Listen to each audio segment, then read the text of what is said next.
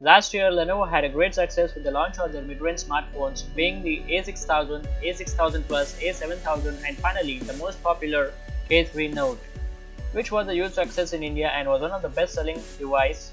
Now this year, Lenovo had launched the Lenovo K4 Note, which is the successor to the K3 Note. K3 Note, however, had some flaws in it, and this year, Lenovo tried to overcome those flaws and came up with the Lenovo K4 Note that has upgraded specs, features, and design. So let's see if this K4 Note is worth it or not.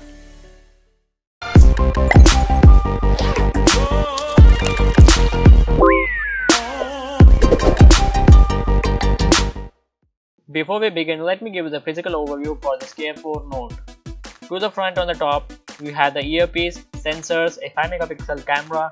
Below that, we have the Gorilla Glass 3 5.5-inch Full HD display. At the bottom, we have the 3 capacitive buttons that sadly are not backlit. On the right hand side, we have the power button and the volume rockers. On the top, we have the 3.5mm audio jack and nothing to the left.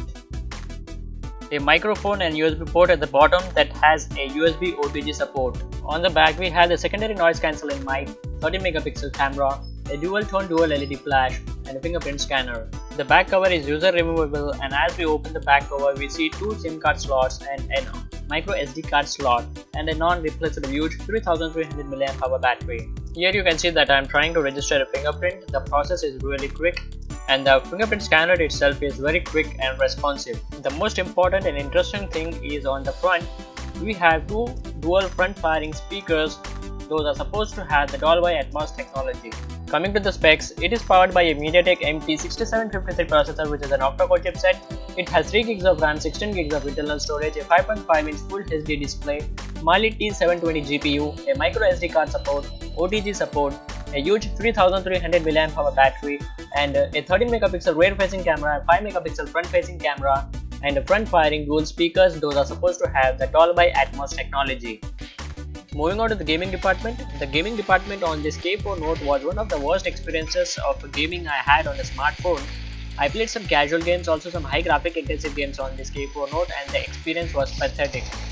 In the casual games, I was able to play them sort of average level, but when I tried to play some high graphic intensive games like this Frontline Commando 2 Asphalt 8, there the experience went much more worse.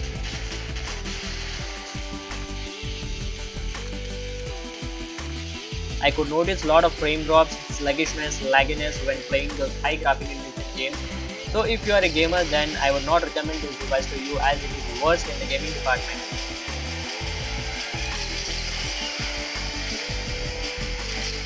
Moving to the camera department, this Lenovo K4 Note performs very well in outdoor conditions. The pictures come out to be very good. As you can see here, these are some of the sample shots, and you can see that the pictures come out to be very good. They are crisp, you can hardly notice any pixels.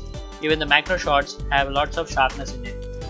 Recording this video with the rear facing camera of the Lenovo K4 Note, and you can see that in the outdoor conditions the camera performance is very good. This is being recorded in 1080p, highest resolution possible on this K4 Note. So I'll just walk normally to give you the stabilization idea.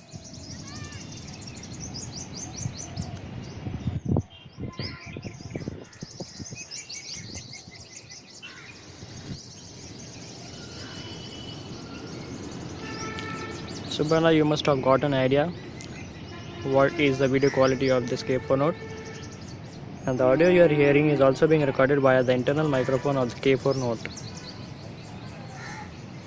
These pictures were shot in completely indoor conditions, and as you can see, the quality of the pics is decent.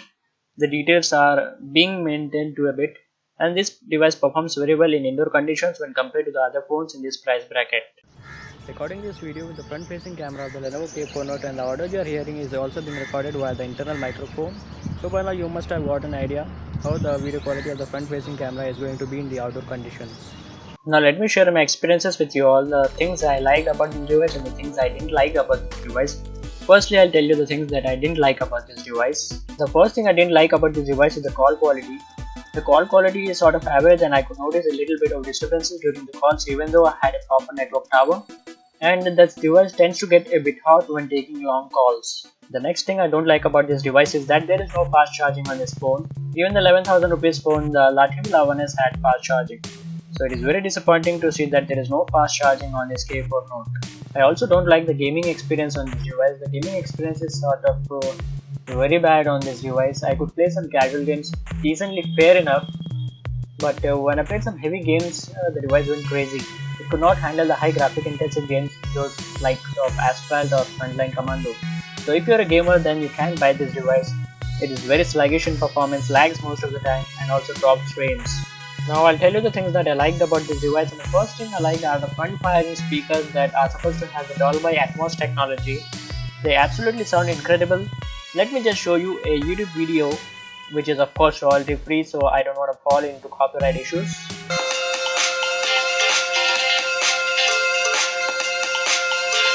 So now you can tell how fantastic the sound quality of the speaker is.